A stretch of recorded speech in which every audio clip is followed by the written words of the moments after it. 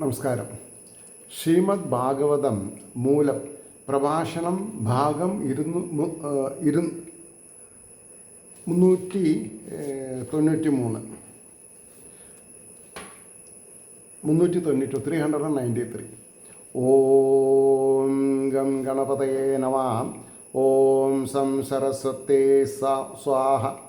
ഓം ശ്രീ ഗുരുഭ്യോ നമഃ. ഓം ശ്രീ രംഗനാഥസ്വാമിനേ നമഃ. നാരായണ നാരായണ നാരായണ നാരായണ നാരായണ നാരായണ നാരായണ നാരായണ നാരായണ നാരായണ നാരായണ. ഓം ശ്രീകൃഷ്ണാർപ്പണമസ്തു. ഓം ശ്രീകൃഷ്ണായ പരമാത്മനേ നമഃ. ഓം ശ്രീകൃഷ്ണായ പരബ്രഹ്മണേ നമഃ.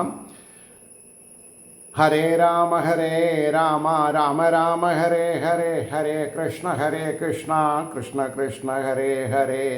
ഓം ശ്രീ രുക്മിണി സത്യഭാമ സമേത ശ്രീ ഗോപാലകൃഷ്ണസ്വാമിനേ നമഃ. ശ്രീമദ് ഭാഗവതം ചതുർത്ഥസ്കന്ധം 19-ാം അധ്യായത്തിലെ 16-ാമത്തെ ശ്ലോകമാണ് ഇനി മുതൽക്ക് പറയേണ്ടത്. ഏവം വൈന്യസുത പ്രോക്തസ്തരമണം വിഹായ സാ അന്നദ്രവദഭിക്രുദ്ധോ രാവണം ഗൃധ്രരാടിവാം. അതിൻ്റെ വാക്കാർത്ഥം വരുമ്പോൾ, ഇപ്രകാരം പറയപ്പെട്ട പൃഥുപുത്രൻ ഏറ്റവും ക്രോധത്തോടുകൂടെ പക്ഷിശ്രേഷ്ഠൻ രാവണനെ എന്ന പോലെ ആകാശത്തിൽ കൂടെ പായുന്നവനെ അനുദ്രവിച്ചു, പിടിച്ചു കിട്ടി. പിന്നാലെ ഓടിയെന്നാണ് എൻ്റെ അർത്ഥം പറയട്ടോ. അത്രി മഹർഷി പിന്നെയും ഇപ്രകാരം പറഞ്ഞതിനെ കേട്ടിട്ട് അത്യന്തം ക്രുദ്ധനായ പൃഥുപുത്രൻ ജടായുവെന്ന പക്ഷിശ്രേഷ്ഠൻ സീതയെ അപഹരിച്ചു കൊണ്ടുപോകുന്ന രാവണൻ്റെ നേരെ എന്ന പോലെ യജ്ഞപശുവിനെ അപഹരിച്ച് ആകാശത്തിൽ കൂടെ ഓടുന്ന ദേവേന്ദ്രൻ്റെ പിന്നാലെ ഓടി. അപ്പം ഇന്ദ്രനായാൽ എന്തെല്ലാം തരം നാണക്കേടാ സംഭവിക്കണത്. അപ്പം ഇന്ദ്രത്വം അല്ല നമ്മൾ ശ്രമിക്കേണ്ടത് ഭഗവാനിൽ ലയിക്കുക. ചിതാകാശ രൂപത്തിൽ പ്രജ്വലിച്ചു കൊണ്ടിരിക്കുന്ന വാസുദേവ ചൈതന്യത്തിൽ അന്ധക്കരണവൃത്തികളായിരിക്കുന്ന മനസ്സിനെയും ബുദ്ധിയെയും അഹങ്കാരത്തെയും ലയിച്ചാലല്ലായി. മനസ്സിലായില്ലേ? അപ്പോൾ അടുത്ത ശ്ലോകം 17.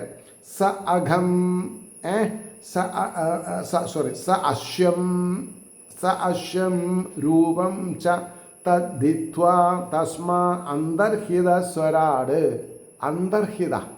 സ്വരാടിൻ്റെ അന്തർഹിതമാണ് ഇതൊക്കെ നടക്കുന്നത്. വീരസ്വപശുമാതായ പിതുർയജ്ഞം ഉപേയുവാൻ. ആ ദേവേന്ദ്രൻ അവനായിക്കൊണ്ട് കുതിരയെയും ആ രൂപത്തെയും ഉപേക്ഷിച്ചിട്ട്, അതായത് ഈ അശ്വത്തിനെ പിടിച്ച് കെട്ടിക്കൊണ്ടുവല്ലേ, അതിനെ ഉപേക്ഷിച്ചു. എന്നിട്ടോ അന്തർഹിതം മറിഞ്ഞു, വാനിഷ്. ശൂരൻ തൻ്റെ പശുവിനെ സ്വീകരിച്ചിട്ട് പിതാവിൻ്റെ യജ്ഞശാലയെ പ്രാപിച്ചു. ഇനി അതിൻ്റെ ഭാവാർത്ഥം പറയണം. ഇഷ്ടം പോലെ പ്രവർത്തിപ്പാൻ സമർത്ഥനായ ദേവേന്ദ്രൻ മറ്റുള്ളവർക്ക് ഉപദ്രവം ചെയ്യരുതെന്നാണ് ഈ ക്ലോസിൻ്റെ അർത്ഥം വരിക. ഇഷ്ടം പോലെ പ്രവർത്തിപ്പാൻ സമർത്ഥനായ ദേവേന്ദ്രൻ കുതിരയെ പിതൃപുത്രന് വിട്ടുകൊടുത്തു. പൃഥു മഹാരാജാവിൻ്റെ മകൻ ആട്ടി ഓടിപ്പിടിച്ചു. അതാണ്ടായതേ. ആ പാകണ്ഡ രൂപത്തെ ഉപേക്ഷിച്ചു. പാകണ്ഡ രൂപം എന്ന് പറഞ്ഞിട്ടുണ്ടെങ്കിൽ പൈശാചികമായിട്ടുള്ള രൂപത്തെ ഉപേക്ഷിച്ചു. ഉടനെ കാണാതാവുകയും ചെയ്തു. വീരനായ രാജപുത്രൻ യജ്ഞീയ അശ്വത്തോടുകൂടെ പിതാവിൻ്റെ യാഗശാലയിൽ എത്തിച്ചേർന്നു എന്ന് പറഞ്ഞു. ഇനി 18-ാമത്തെ ശ്ലോകം പറയണു. തത്തസ്യ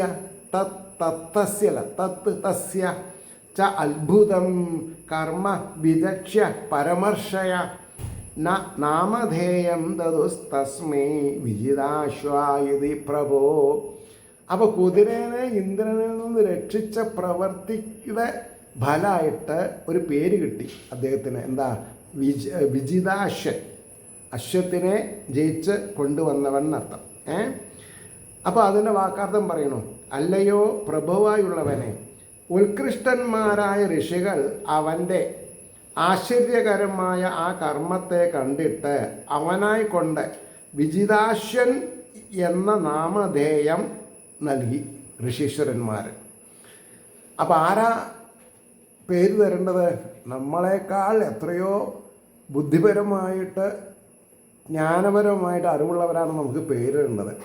അല്ലാണ്ട് പാർട്ടി ബന്ധക്കാരോ അങ്ങനെയൊക്കെ ഉണ്ടല്ലോ, സിനിമാ നടന്മാരോ ഒന്നുമല്ല. അപ്പോൾ അതിൻ്റെ എന്താ പറയുക, ഭാവാർത്ഥം പറയണു. ഹേ സമർത്ഥനായ വിതുര, ഇന്ദ്രനെ ജയിച്ച യജ്ഞാശ്വത്തെ കൊണ്ടുവന്നതായ അത്ഭുത പരാക്രമത്തെ കണ്ടറിഞ്ഞ സന്തോഷിച്ച ഋഷികൾ പൃഥുപുത്രന് വിജിതാശ്വൻ എന്ന പേര് നൽകി. ഇനി 19ാമത്തെ ശ്ലോകം. ഉപസൃജ്യതസ്മിതം അസ്ഥീവ്രം തം അസ്ഥീവ്രം ജഹാരാശ്വം പുനർഹരി ചക്ഷാലായുപതശ്ചന്നോ ഹിരണ്യരശനം വിഭൂ. അതായത് സമർത്ഥനായ ഇന്ദ്രൻ ഘനമായ അന്ധകാരത്തെ സൃഷ്ടിച്ച് കാണപ്പെടാത്തവനായിട്ട് ശശാലം എന്നു പേരോടുകൂടിയ രൂപത്തിൽ നിന്ന്, ചഷാലം എന്നു പറയപ്പെടുന്ന രൂപത്തിൽ നിന്ന് സ്വർണച്ചങ്ങലിൽ കെട്ടിയിരിക്കുന്ന കുതിരയെ വീണ്ടും അപഹരിച്ചു എന്നാണ്. ഒരു പ്രാവശ്യമല്ലേ, രണ്ടാമതും അപഹരിച്ചു. പിന്നെയും സമർത്ഥനായ ഇന്ദ്രൻ ഘനമായ അന്ധകാരത്തെ വ്യാപിപ്പിച്ചിട്ട് മറ്റാർക്കും കാണാൻ സാധിക്കാത്ത വിധത്തിൽ വന്ന് സ്വർണച്ചങ്ങലിൽ ചഷാലരൂപത്തിൽ കെട്ടിയിരിക്കുന്ന കുതിരയെ അപഹരിച്ചു. യാഗത്തിന് നിശ്ചയിച്ച പശുവിനെ കെട്ടുവാനുള്ള കുറ്റിക്ക് യൂപം എന്നു പേർ. യാഗപശുവാണെന്ന് അറിയിക്കുവാനുള്ള അടയാളമായിട്ട് കെടാതെ കത്തിക്കൊണ്ടിരിക്കുന്ന ഒരു തീക്കൊള്ളി ആ യൂപത്തിൻ്റെ താഴത്ത് വെച്ചിരിക്കും. അതിന് ചഷാലം എന്നു പേർ. ഇനി ശ്ലോകം 20. അത്രി സന്ദർശയാമാസ ത്വരമാണം വിഹായസാം കപാലഗഡ്വാംഘതരം വീരോ നൈനം അബാധത. ആകാശത്തിൽ കൂടെ വേഗത്തിൽ സഞ്ചരിക്കുന്ന കപാലഗഡ്വാംഗതരനെ അത്രി കാട്ടിക്കൊടുത്തു. ഇതാ അതിൻ്റെ അശ്വത്തെ കൊണ്ടുപോകണമെന്നുള്ളത്. ശൂരൻ ഇവനെ ബാധിച്ചില്ല എന്ന് പറഞ്ഞാൽ പിടിച്ചു കിട്ടിയില്ല എന്നർത്ഥം. അപ്പോൾ പറഞ്ഞു അതിൻ്റെ ഭാവാർത്ഥം. അശ്വത്തെ അപഹരിച്ച് ആകാശത്തിൽ കൂടെ അതിവേഗത്തിൽ സഞ്ചരിക്കുന്ന ഇന്ദ്രനെ അത്രി മഹർഷി പൃഥുപുത്രന് കാട്ടിക്കൊടുത്തു. കപാലം, ഗഡ്വാംഗം എന്നിവയെ ധരിച്ചിരിക്കുന്നത് കണ്ടപ്പോൾ ധർമാത്മാവാം എന്ന വിചാരത്തിൽ വിജുദാശൻ അവനെ വധിച്ചില്ല. അതായത് വേഷം മാറിയിട്ടല്ലേ വരുന്നത്. അപ്പോൾ 21. അത്രിണ ചോദിതസ്തസ്മൈ സന്ധതേ വിശിഖം രുഷാ സ അശ്വം രൂപം ച തദ്വിദ്വാം തസ്താവന്തർഹിതസ്വരാട്. അത്രിയാൽ പ്രേരിതനായിട്ട് ക്രോധത്തോടുകൂടെ ബാണം തൊടുത്തു. ആ ഇന്ദ്രൻ അവനായിക്കൊണ്ട് കുതിരയെയും ആ രൂപത്തെയും ഉപേക്ഷിച്ചിട്ട് പിന്നെയും മറിഞ്ഞു എന്നാണ് പറഞ്ഞത്. മറിഞ്ഞു എന്ന് തന്നെ പറഞ്ഞത്. അപ്പോൾ അതിൻ്റെ ഭാവാർത്ഥം പറയണം. പിന്നെയും അത്രി വിജിതാശനോട് ഇവൻ നിൻ്റെ പിതാവിൻ്റെ യജ്ഞാശം അപഹരിച്ച ഇന്ദ്രനാണെന്നും അസ്ത്രം ഉപയോഗിക്കുക എന്നും പ്രേരിപ്പിച്ചപ്പോൾ ബാണം ധനുസ്സിൽ യോജിപ്പിച്ചു. ഉടനെ ഇന്ദ്രൻ ആ വേഷത്തെയും അശ്വത്തെയും അവനായിക്കൊണ്ട് ഉപേക്ഷിച്ച് മറിഞ്ഞു നിന്നു. 22. വീരശ്ച അശ്വം ഉപദായ പിതൃയജ്ഞം മധാ വ്രജത് തദവദ്യം ഹരേ രൂപം ജഗൃഹുർജ്ഞാന ദുർബലാം. വീരൻ കുതിരയെ സ്വീകരിച്ചുകൊണ്ട് പിതാവിൻ്റെ യജ്ഞശാലയെ പ്രാപിച്ചു.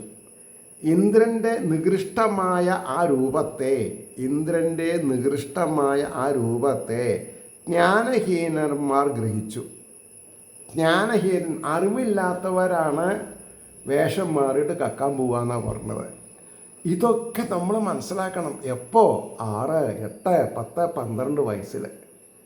അപ്പം എങ്ങനെയാണ് നമ്മൾ അപമാനിക്കപ്പെടുന്നത്? നമ്മൾ മറ്റുള്ളവരെ ഇമിറ്റേറ്റ് ചെയ്തിട്ട് കാര്യങ്ങൾ ചെയ്യുമ്പോൾ. ഇപ്പം നമ്മൾ അതിന് കൈയടിക്കുക ചെയ്യുന്നത് അത് തെറ്റാണ്. അപ്പം ഇനി അതിൻ്റെ ഭാവാർത്ഥം പറയണു. വീരനായ വിജിതാശ്വൻ കുതിരയോടുകൂടെ പിതാവിൻ്റെ യജ്ഞശാലയിൽ വന്നു ചേർന്നു. ഇന്ദ്രൻ സ്വീകരിച്ചുപേക്ഷിച്ച നികൃഷ്ടമായ പാഖണ്ഡത്തെ അജ്ഞാനം സമ്പാദിപ്പാൻ അശക്തന്മാരായ ആളുകൾ സ്വീകരിച്ചു.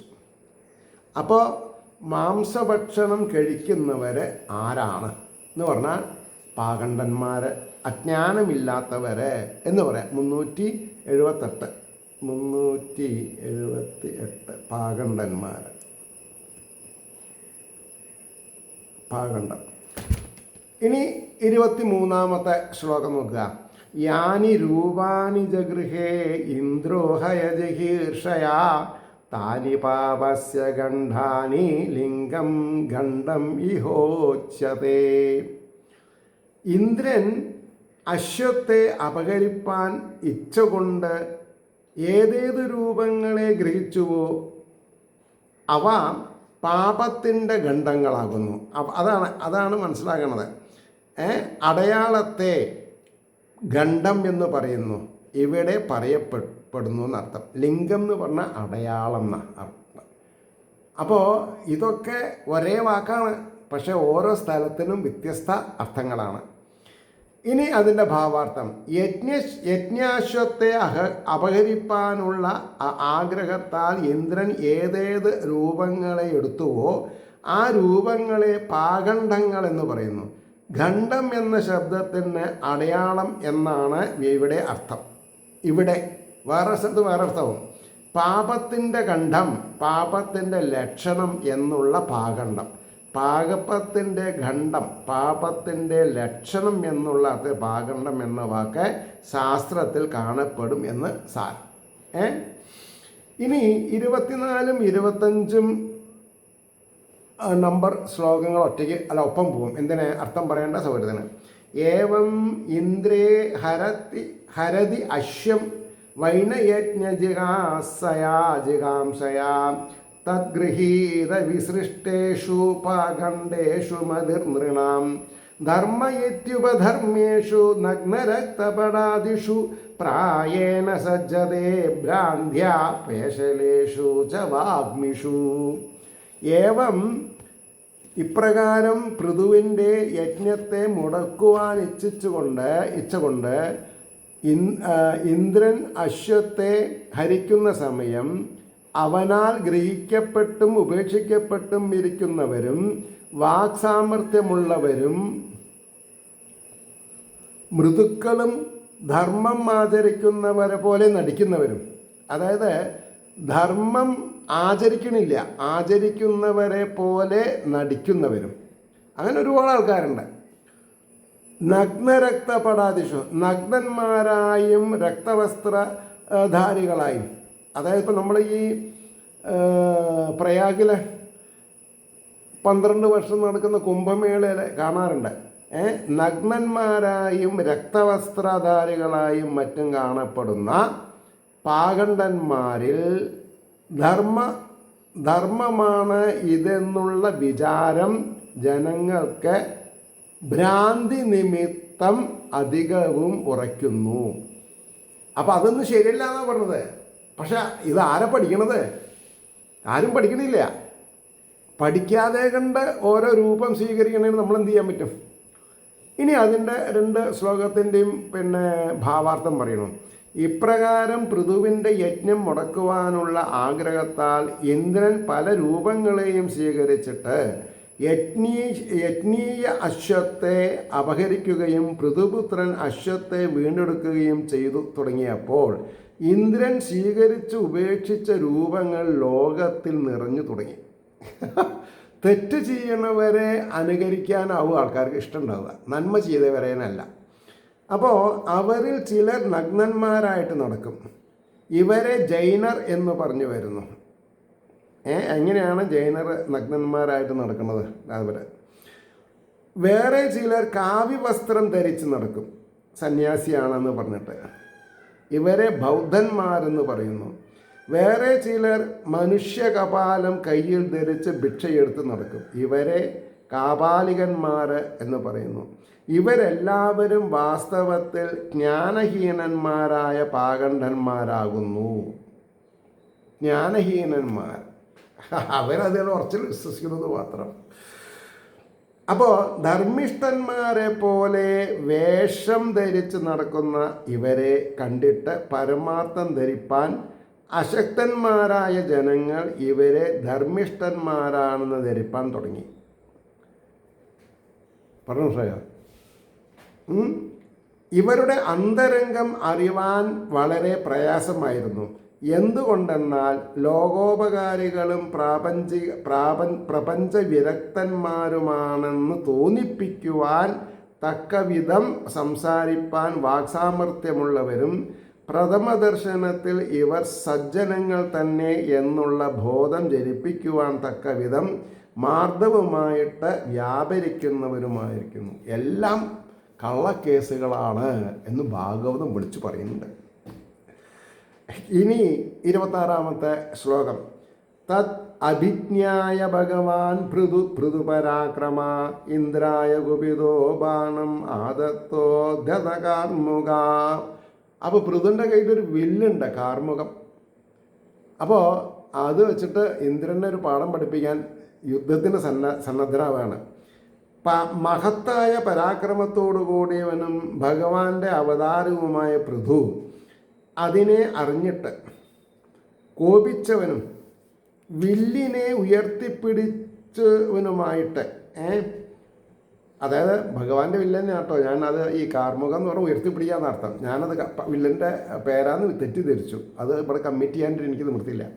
അപ്പോൾ വില്ലിനെ ഉയർത്തിപ്പിടിക്കുന്നവരുമായിട്ട് ഇന്ദ്രൻ്റെ നേർക്ക് ബാണത്തെ ധരിച്ചു. ഇനി അഭിമന്ത്രിച്ച് അയക്കേ വേണ്ടു.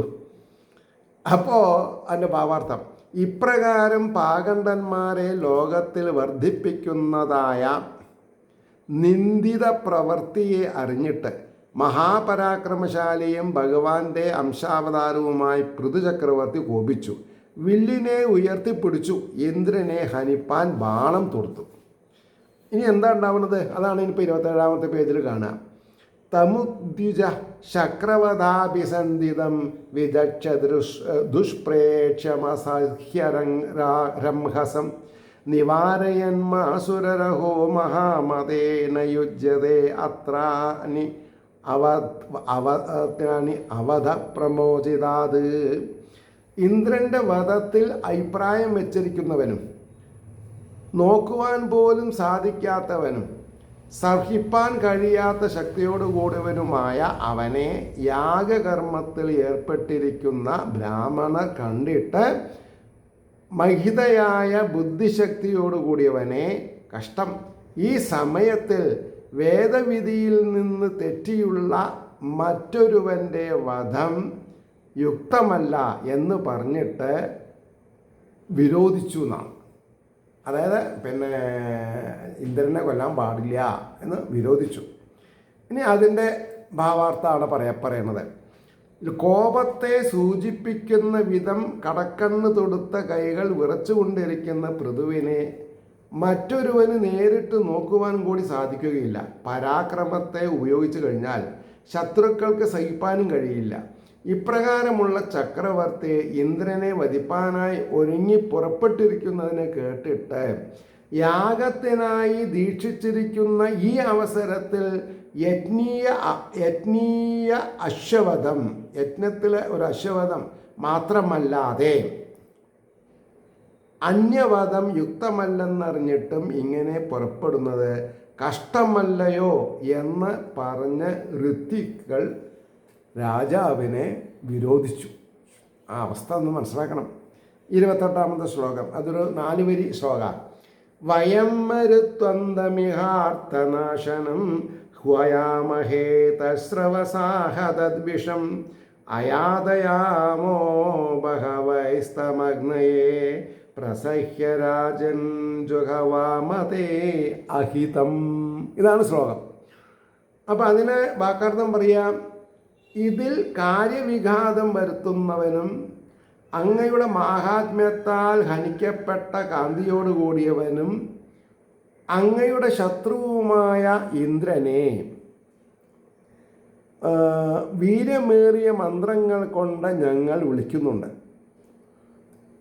ഹേ രാജാവേ, അവനെ ബലാത്കാരേണ അഗ്നിക്കായി കൊണ്ട് ഞങ്ങൾ ഹോമിക്കുന്നുണ്ട് എന്നൊരു കമ്മിറ്റഡ് പിന്നെ പൃഥുവിന് സന്തോഷത്തെ ഉണ്ടാക്കുന്ന ഒരു വാക്കാണ് എല്ലാവരും കൂടി പറഞ്ഞത്.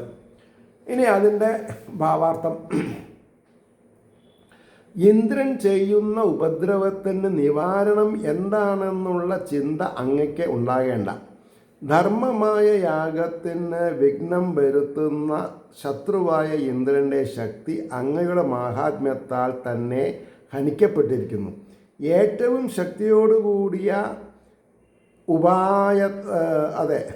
ഉപാഹ്വാന മന്ത്രങ്ങൾ കൊണ്ട് ഈ യാഗശാലയിൽ ഇന്ദ്രനെ വിളിച്ചു വരുത്തിയിട്ട് അഗ്നിയിൽ ബലാത്കാരേണ ഞങ്ങൾ ഹോമിച്ചുകൊള്ളാം എന്ന് പറഞ്ഞ് സന്തോഷിപ്പിച്ചു. ഇനി 29ാമത്തെ ശ്ലോകം, ഇതി ആമന്ത്ര്യ എന്നാണ്. ഇതി ആമന്ത്ര്യ ക്രതുപതിം വിദുരാസി അർത്തിജോരുഷാം സൃഗസ്ഥാൻ ജുഹതോ അഭേത്യ സ്വയംഭൂ പ്രത്യഷേധതേ. ഇപ്രകാരം യജമാനനോട് പറഞ്ഞിട്ട് ക്രോധത്തോടുകൂടെ കയ്യിൽ സൃക്കോടുകൂടിയവരും ഹോമിക്കുന്നവരുമായ ഇവൻ്റെ ഋത്വിക്കുകളെ പ്രാപിച്ചിട്ട് ഹേ വിദുര, ബ്രഹ്മദേവൻ വിരോധിച്ചു. അത് ചെയ്യരുത്. നിങ്ങൾ അങ്ങനെ ഇന്ദ്രനൊക്കെ എങ്ങനെ മന്ത്രം കൊണ്ട് ആയാൽ പിന്നെ ഈ ലോകത്തിൻ്റെ വ്യവസ്ഥ നഷ്ടം വരും. അതിന് നമുക്ക് വേറെ എന്തെങ്കിലും ഉപായം കാണാം എന്ന് പറഞ്ഞു. അപ്പോൾ യജമാനനായ പൃഥുവിനോട് ഈ വിധം, ആരാ യജമാനൻ? യജ്ഞത്തിന് ദീക്ഷ വളർത്തിയവനാണ് പിന്നെ യജമാനൻ.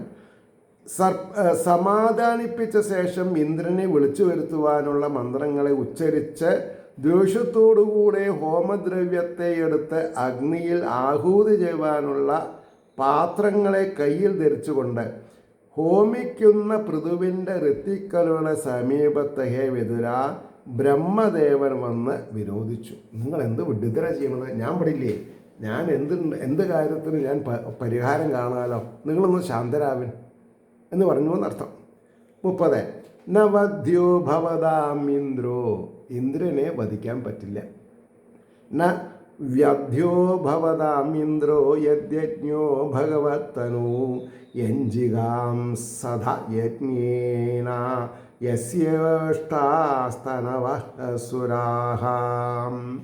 യാതൊരുവനെ ഹനിപ്പാൻ നിങ്ങൾ ഇച്ഛിക്കുന്നുവോ ആ ഇന്ദ്രൻ നിങ്ങളാൽ വധിക്കപ്പെടുവാൻ യോഗ്യനല്ല. നിങ്ങൾ എത്രയോ മേലുള്ള ആളാണെന്നാണ് പറഞ്ഞത്. മനസ്സിലാക്കണം. എന്തുകൊണ്ടെന്നാൽ യജ്ഞസ്വരൂപനായ ഇവൻ ഭഗവാന്റെ രൂപമാകുന്നു. ആരെ? പൃഥുചക്രവർത്തി.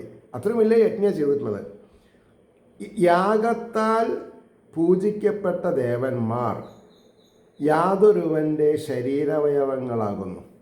അതായത് സാക്ഷാൽ ശ്രീഹരിയുടെ പിന്നെ വിരാട് സ്വരൂപത്തിലുള്ള അവയവങ്ങളൊക്കെ അല്ലേ, അങ്ങനെയാണ് പറയുക. ഇനി അതിൻ്റെ ഭാവാർത്ഥാണ് പറഞ്ഞത്. എന്താ അത്?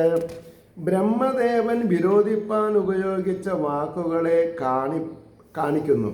യാഗത്തെ സംരക്ഷിപ്പാനായി കൊണ്ട് നിങ്ങൾ ആരെ ഹിംസിപ്പാൻ വിചാരിക്കുന്നുവോ ആ ഇന്ദ്രനെ വധിക്കുന്നതിന് നിങ്ങൾക്ക് സാധിക്കുകയില്ല. വധിക്കുന്നത് യുക്തവുമല്ല. അതാണ് സാധിക്കാതിരിപ്പാൻ കാരണമെന്തെന്നാൽ ഇന്ദ്രൻ യാഗബലങ്ങളെ യജമാനന്മാർക്ക് നൽകുന്ന ഭഗവാന്റെ അവതാരമാകുന്നു. ഇപ്പോൾ പൃഥുചക്രവർത്തി എങ്ങനെ ഭഗവാന്റെ അവതാരമാണ്. അപ്പോൾ ഇന്ദ്രനും, അപ്പോൾ ഭഗവാൻ തന്നെയാണ് സത്തായിട്ടും അസത്തായിട്ടും ഇവിടെ പ്രതിനിധീകരിക്കപ്പെട്ടിട്ടുള്ളത് എന്നുള്ള സത്യം നമ്മൾ മനസ്സിലാക്കണം. അതുകൊണ്ടാണ് വധം സാധ്യമല്ല, വധം യുക്തവുമല്ല. എന്തുകൊണ്ടെന്നാൽ യാഗത്താൽ പൂജിക്കപ്പെടുന്ന സകല ദേവന്മാരും ഇന്ദ്രൻ്റെ അവയവഭൂതന്മാരാകുന്നു. ഇന്ദ്രൻ്റെ ശരീരത്തിലുള്ള കണ്ണ്, മൂക്ക്, ചെവി എന്ന് പറയുന്ന പല അംഗങ്ങളും രൂപപ്പെടുത്തിയിട്ടുണ്ട്. അപ്പോൾ ഇന്ദ്രനെ വധിച്ചാൽ സകല ദേവന്മാരെയും വധിച്ച ഫലാവും. കാരണം ഇന്ദ്രൻ എല്ലാ ദേവന്മാരും രാജാവാണ്. അപ്പോൾ ദേവഭാവത്തിൽ യാഗങ്ങൾ തന്നെ ലോകത്തിൽ ഇല്ലാതെയാകും. യാഗരക്ഷയ്ക്കൊരുങ്ങുന്ന നിങ്ങൾ യാഗഹിംസകന്മാരായിട്ട് കലാശിക്കും. അങ്ങനെ വരുന്നത് യുക്തമല്ല എന്നാണ് പറഞ്ഞത്. മനസ്സിലായില്ലേ? ഒരു ശ്ലോകം കൂടിയും പറഞ്ഞിട്ട് നമുക്ക് നിർത്താം. അപ്പോൾ 31-ാമത്തെ ശ്ലോകം, തത് ഇതം പശ്യത മഹധർമ്മവൃതികരം ദ്വിജാഹ ഇന്ദ്രേണ അനുഷ്ഠിതം രാജ്ഞാ കർമ്മൈതദ് വിജിഗാംസതാം. ഹേ ബ്രാഹ്മണരെ, രാജാവിൻ്റെ ഈ കർമ്മം യാതൊന്നോ ഹനിപ്പാൻ ആഗ്രഹിക്കുന്ന ഇന്ദ്രനാൽ ചെയ്യപ്പെട്ടിരിക്കുന്നതും ധർമ്മത്തെ നശിപ്പിക്കുന്നതുമായ മഹത്തായ ഈ കർമ്മത്തെ കാണുവിൻ. നിങ്ങൾ മനസ്സിലാക്കുന്നു പറഞ്ഞു. അപ്പോൾ ഭാവാർത്ഥം പറയാണ്, ഹേ ബ്രാഹ്മണരെ, നിങ്ങളുടെ പ്രവൃത്തി ആലോചനാപൂർവമായിരിക്കേണ്ടതല്ലയോ?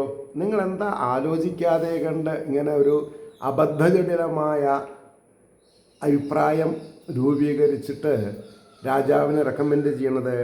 രാജാവിൻ്റെ ഈ യാഗകർമ്മത്തെ വിരോധിക്കുവാൻ ആഗ്രഹിക്കുന്ന ഇന്ദ്രൻ എത്ര പാകണ്ഡന്മാരെ സൃഷ്ടിച്ചിരിക്കുന്നു നോക്കുവിൻ. ധർമ്മകർമ്മത്തെ നശിപ്പിക്കുന്ന ഈ സംഘം ലോകത്തിൽ വർദ്ധിച്ചാൽ യാഗകർമ്മം തന്നെ ഇല്ലാതായാകുമല്ലോ. ഇത്രത്തോളം പ്രബലനായ ശത്രുവാണ് ഇന്ദ്രൻ എന്ന് ആലോചിക്കാതെ പ്രവർത്തിക്കുന്നത് യുക്തമോ എന്ന് ചോദിച്ചു. അവിടെ നിർത്താം. ഏവർക്കും ശ്രീഹരിയുടെ അനുഗ്രഹാശിസ്സുകൾ നിർലോഭം ഉണ്ടാവട്ടെ എന്നും ലോകാ സമസ്ത സുഖിനോ ഭവന്തു ആയിരിക്കട്ടെ നമ്മുടെ പ്രാർത്ഥന സദാസമയത്തും എന്ന് സ്മരിച്ചുകൊണ്ട് വാക്കുകൾ ഉപസംഹരിക്കുന്നു. നമസ്കാരം. നാളെ കാണാം.